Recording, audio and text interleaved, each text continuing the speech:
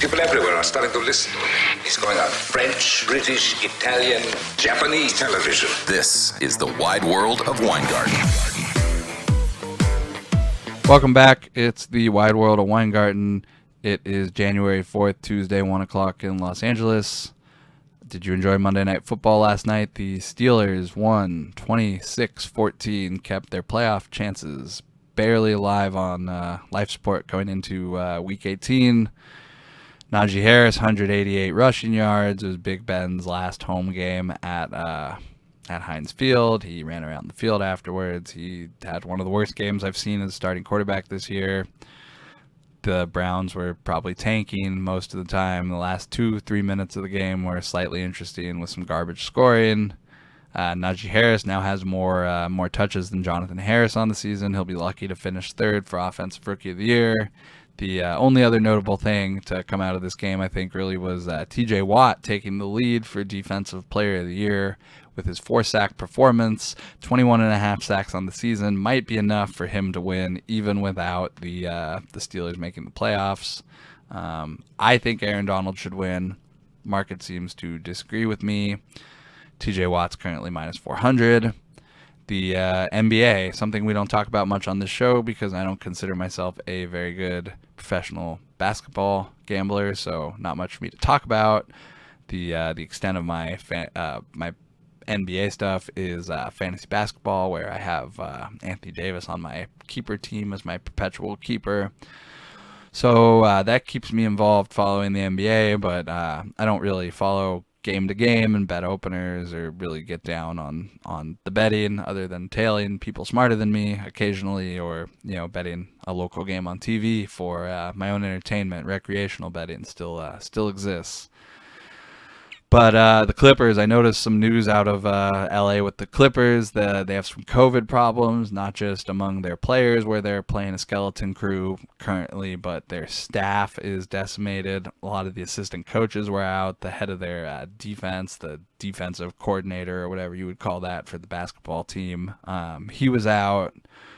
Very, very limited staff, very limited administrative people. So I thought it was just a really bad spot last night, and I was able to bet the Timberwolves before tip-off plus 3.5. That won easily. I think they won by about 20 points. So keep your eye on the Clippers for the next couple games. They might be a good fade with COVID stuff. Then afterwards, after all this happened, Spanky, professional gambler Spanky, well-known guy from Twitter, from gambling, he's hosting Bet Bash in Las Vegas at Circa in April. I will probably attend. I haven't decided yet, but I'm leaning towards yes at the moment. But he had a Twitter Spaces last night. There were about 200 people in it, probably more than 200 people at some points. People I know in real life, acquaintances, blue check marks were in there. Listeners of the show were in there. It went on for a really long time. People said some interesting stuff. There was a lot of stupid stuff being said. There was some guy in there who thought it was Billy Walters. But in general, I thought the most interesting thing that came out of there that I heard before I fell asleep listening to it. I was really tired. But one of the guys who seemed really smart mentioned that if you live bet, if you're good at live betting, if you could win at live betting, you could win at minus 115 live betting. You should win easily at minus 110 pregame. So don't waste as much time on live and focus on pregame if you are winning at live, if you can win on live. I thought that was actually really good advice. Good way to frame it. If you could win at minus 115 live, you're wasting your time, and you should be betting more pregame. I bet live a lot. I think it is probably one of the worst habits I have betting, and it frequently detracts from winning situations. Other than I think there are particular special situations where knowing how to live bet and knowing your live betting engine and how to access alt totals and stuff via live engine, there's very profitable stuff. But most of the time, you're better off focusing on winning pregame than jumping in, especially if you're on delay and all sorts of stuff. But other big news yesterday, the Topps Fanatics deal. Topps announced They are selling themselves to Fanatics for $500 million, which is a big discount from their $1.5 billion valuation via their SPAC deal that fell through recently. So Topps is going to be part of Fanatics, which is actually very cool for Fanatics, I think. As far as the intellectual property angle, nobody was really excited about buying Fanatics branded baseball cards. The Topps branded cards will survive via Fanatics, which I think is very important to collectors.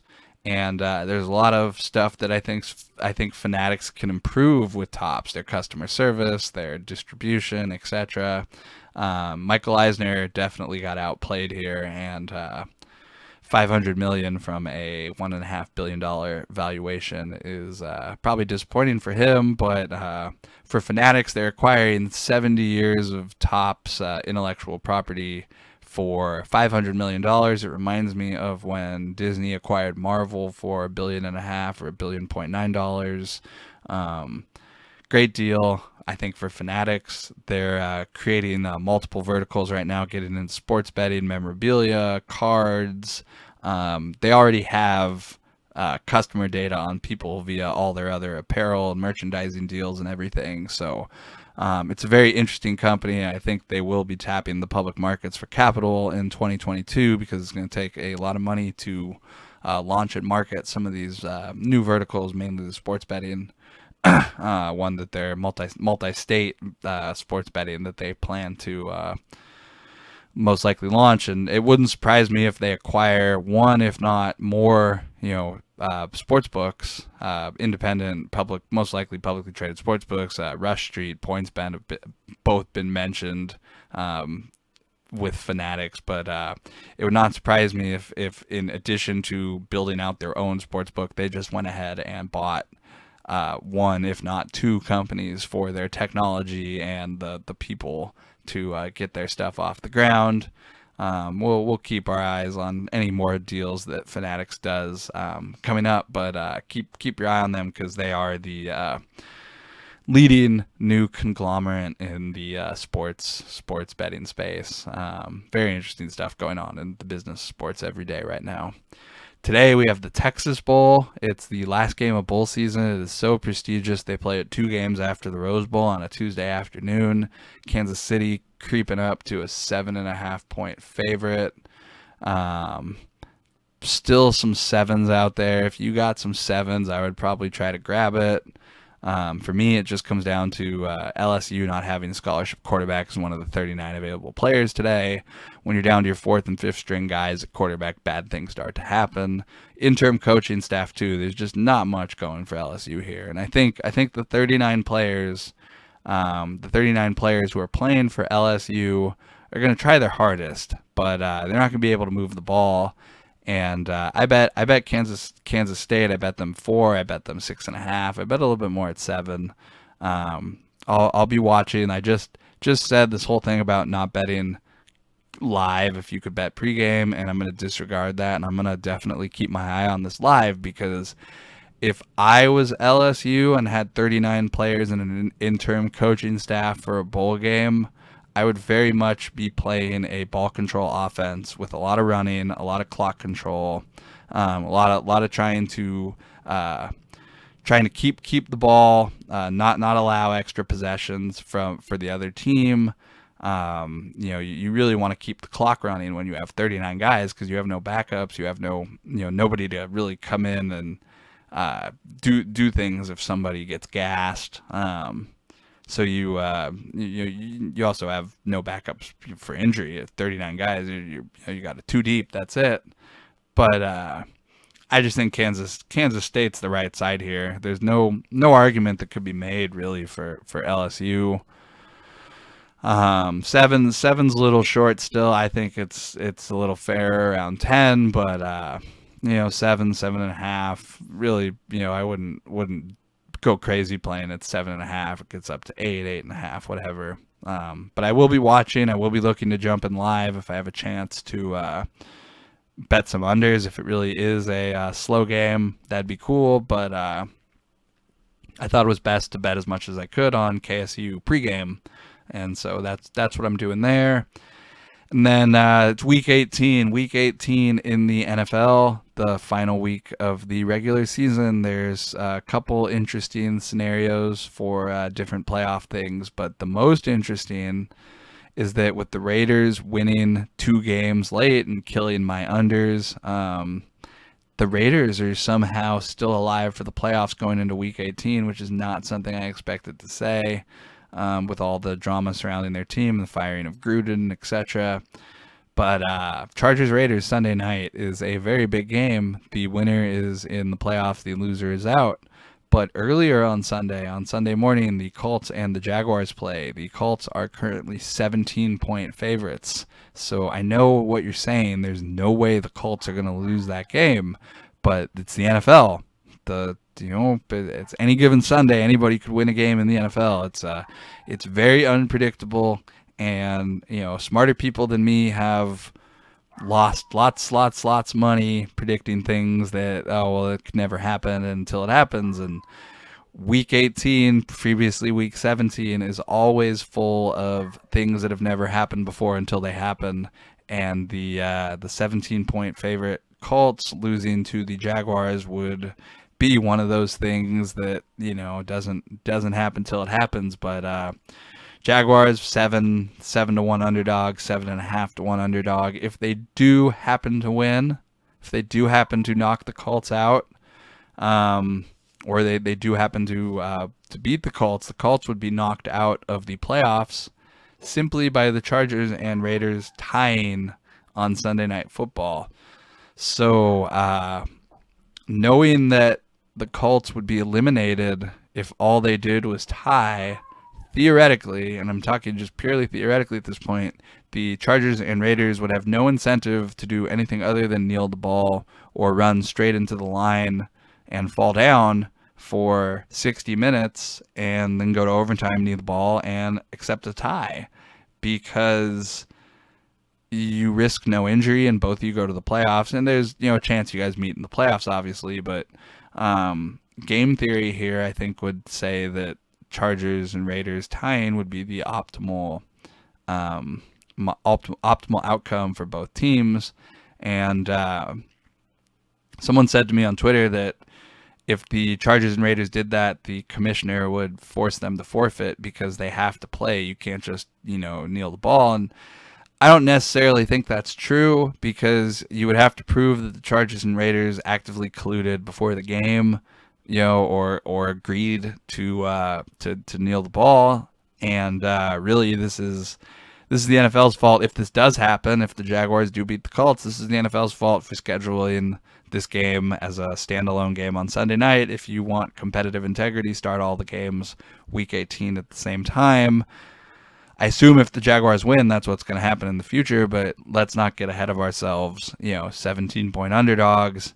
I am very, very, interested in this game with Trevor Lawrence. If they do hold it, they do allow him to play, like I said, I'd hold Trevor Lawrence out myself. There's no point. But hey, let him go out there, throw the ball. Let him go out there, finish the season with a win, get some confidence, finish the season strong, beat the Colts. Nobody's unbeatable in the NFL. I would really like to see the Jaguars win. This is a betting show, so in terms of how we can make money off that, there are several ways. Obviously, the first bet would be the Jaguars money line. Jaguars money line 7-1, 7.5 to 1. You could just bet that straight up. Win 7 times your money if the Jaguars win Sunday morning. But there are much more fun ways to play that. For example, if you have access to DraftKings, FanDuel, you could do a 5-leg parlay where you could bet the Jaguars money line, and then you could bet every quarter scoreless in the Chargers-Colts game and pay like 400 to 1 or 4,000 to 1 or something insane. I don't have access to DraftKings, so I can't really. I don't have access to FanDuel, so I can't really bet that. There's some other ways to play it.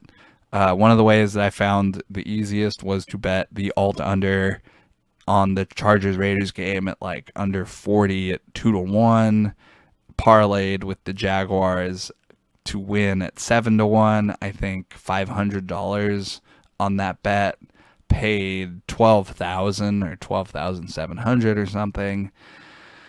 So, 24, 25 times your money on a $500 bet. And there are better ways to play it, because that's still way too high. That was just one way I had to get down via credit this early in the week. But if you have access to FanDuel or DraftKings or anywhere that'll let you parlay Jaguars money line with Chargers under, Chargers alternate under props, or a Chargers Raiders tie, that would be a very cool bet. I'm not saying go out there and bet a shit ton of money on it either, but $100 at several hundred to 1 odds is very a very compelling bet.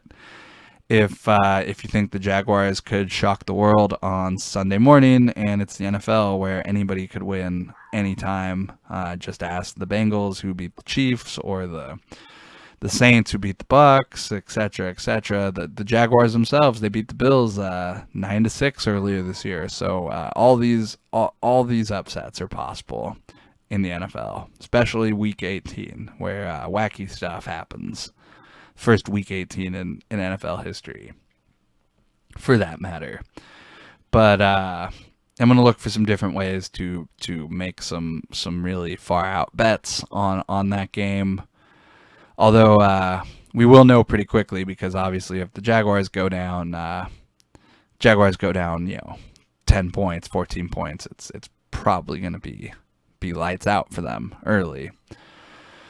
But if they win, the Chargers-Raiders game Sunday night has the chance to be, and I do not exaggerate when I say this, one of the greatest games in NFL history. It is so great that I have already looked at the plane schedules from LA to Vegas, and if the Jaguars do win, I will hop on a 2:45 flight on Sunday so I can be at the Chargers-Raiders game at kickoff to watch what will hopefully be a 60-minute kneel-off. I am not exaggerating when I say I would like to watch nothing more than a 60-minute NFL game where neither team tried to score and just kneeled the ball. It would be one of the most exciting games I could possibly think of attending. I'm a crazy person when it comes to stuff like that, but not just for the betting angle and hopefully making money, but just to be at a game like that, to see something like that would be such an amazing spectacle. I look forward to it, and I say we are all Jaguars fans this weekend. I guess unless you're a Colts fan, I really want to see the Jaguars win. I want to see chaos. I want to see what the NFL forces the Chargers and Raiders to do. But parlay the Jaguars with some unders if you can. Give yourself a little bit of a lotto ticket. Don't go crazy. And Texas Bowl tonight, Kansas State. Keep an eye on the Clippers. Look like they might be a good fade going forward. And I will be back tomorrow to go through the NFL futures and awards going into the final week and tell you who I think the winners are. There will probably not be very many surprises there, but we will go through it nonetheless, as it is the final week of the season. Thank you for listening.